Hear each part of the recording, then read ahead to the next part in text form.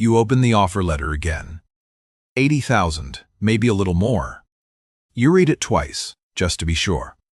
Something inside you finally exhales. You think the hard part is over. It isn't. The hard part just changed shape. It got quieter, better dressed, harder to see. Most men don't notice when it starts. They just notice years later that nothing actually changed. You crossed 80,000 and felt the world tilt slightly in your favor. The car got newer, the apartment got nicer, the takeout got more frequent. And somewhere in that slow upgrade, your future got quietly poorer. Not in a dramatic crash, in 1,000 tiny, comfortable decisions.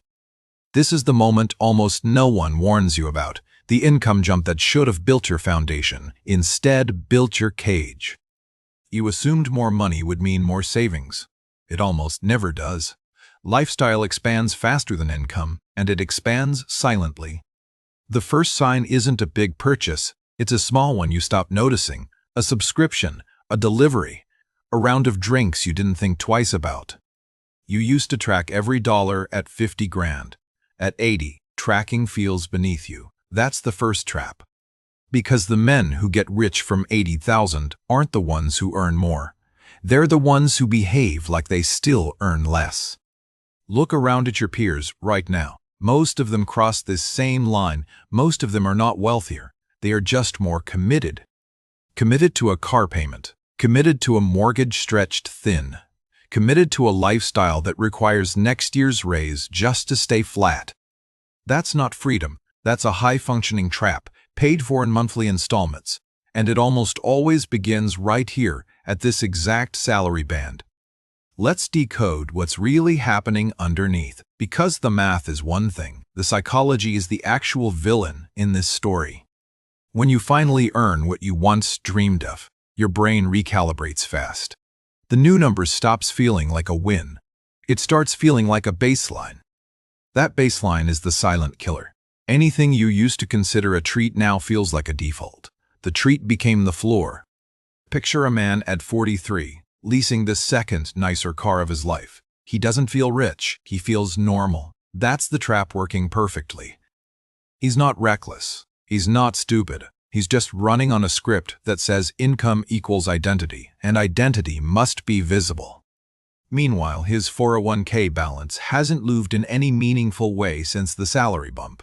He contributes the same percentage, on a bigger base, sure, but not enough to outrun the lifestyle creep underneath. This is the part that stings if you let it. The raise didn't build wealth. It built obligations, dressed up as wealth. There's a healthy version of this moment, and almost no one finds it. The healthy version doesn't punish you. It just buys you something different. The healthy version takes that 80,000 salary and freezes lifestyle for 24 months. Same apartment, same car, same routines, new balance sheet. In those 2 years, you can quietly bank somewhere between 40 and 60,000. That money doesn't change your week, it changes your decade. The trap version takes the same salary and rewards itself instantly. New lease, new furniture, new zip code. By month 18, the raise is fully absorbed. Same income, same man. 2 completely different futures decided by what he did in the first 90 days after the bump. Now here's the part that hurts the most thoughtful viewers. You can be financially literate and still fall into this. You can read the books and still drift. Because lifestyle inflation doesn't feel like spending. It feels like deserving. And deserving is the most expensive emotion a man can carry into his 40s. You worked hard.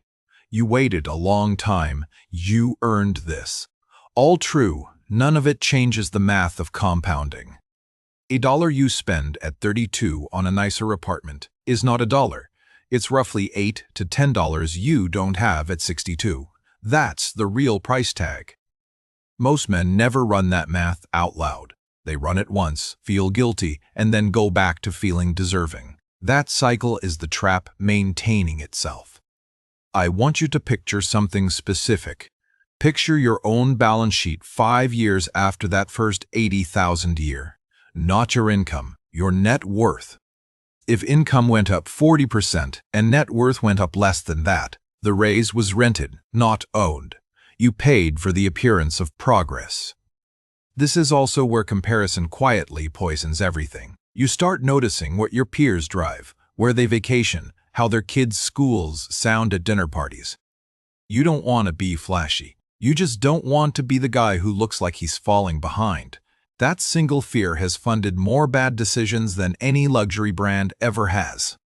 Pause here for a second. I want to ask you something, and I want you to actually sit with it before scrolling past. When was the last time your income went up and your savings rate went up by the same amount? Not your savings dollars, your savings percentage. If you can't remember, you are not alone. Most men in this audience can't. That's not a failure. That's a pattern, and patterns can be interrupted. Drop a comment and tell me where you are right now. The salary jump that changed everything, or the one that changed nothing. Your honest moment matters here. Someone else watching this video is sitting in the exact same spot you sat in 3 years ago. Your sentence might be the thing that wakes them up. That's how this channel actually works. Now let's go deeper, because the surface trap is only half the story. The deeper layer is where most men lose the most ground over time. Underneath lifestyle creep, there's something quieter. It's the slow death of urgency. The feeling that you've made it, so you can ease up now. At $50,000, every dollar felt sharp. At $80, dollars start to feel rounded. You stop negotiating. You stop comparing. You stop asking. That softness is expensive. It shows up in fees you don't read, subscriptions you don't cancel, insurance you don't shop, accounts you don't move. A man at 46 once told me he hadn't looked at his retirement allocation in 9 years. 9 years. That's not laziness. That's the softness the salary bump bought him. The average mid-career man in this country is sitting on a retirement balance far smaller than he'd ever admit at a dinner table. Often a fraction of what he'd need. And the gap between what he has and what he needs is not closed by earning more. It's closed by feeling the urgency he felt at 28, at the salary he now considers small. Here's the advanced nuance most people miss. The 80,000 mark is psychologically dangerous precisely because it's comfortable, not because it's high.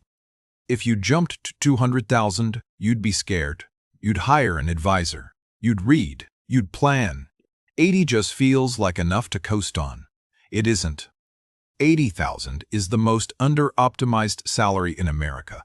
High enough to relax, low enough to never actually build. That's the dead zone everyone overlooks.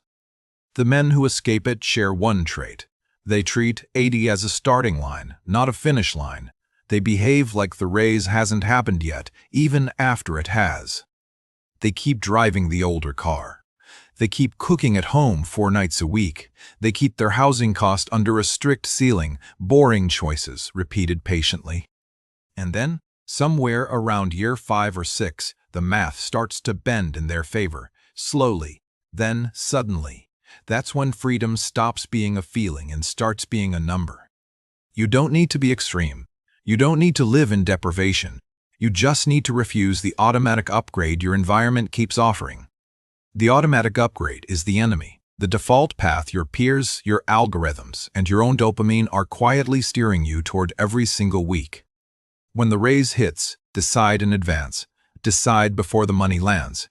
Decide while you still remember what 80,000 felt like as a dream, not a baseline.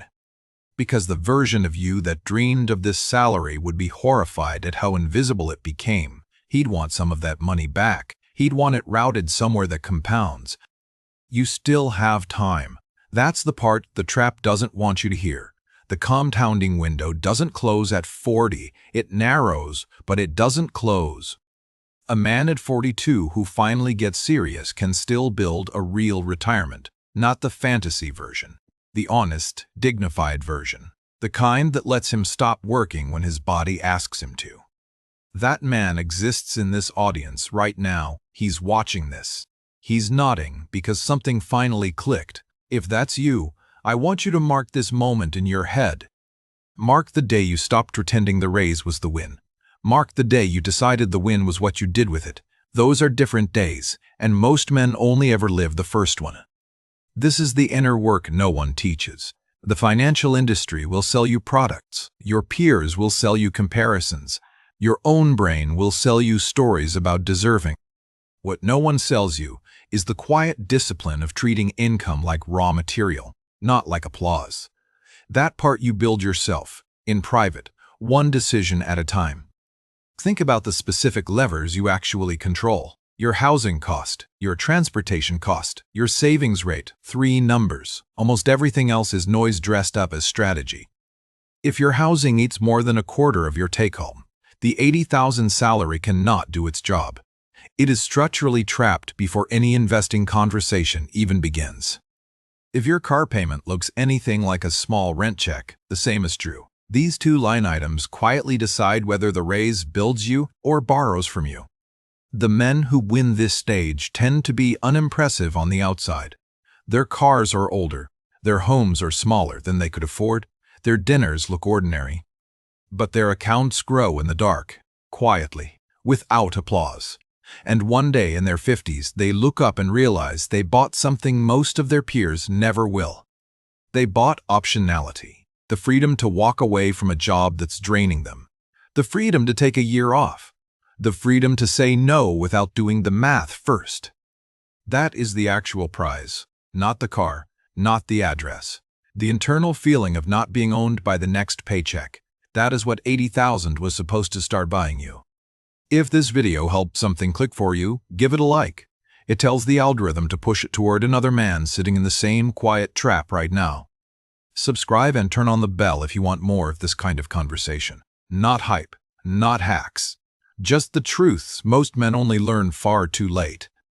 And in the comments, tell me which part landed hardest. The lifestyle creep piece, the dead zone piece, the dead zone piece, the deserving piece. I read them. I learned from them too.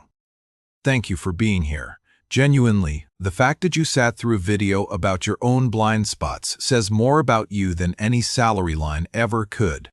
Most men never do this work. They feel the unease and change the channel. You didn't. That matters more than you realize right now in this exact moment. The next video on screen goes one level deeper. It's about what happens to a man's wealth the moment his income crosses 6 figures and the very specific trap that opens up there.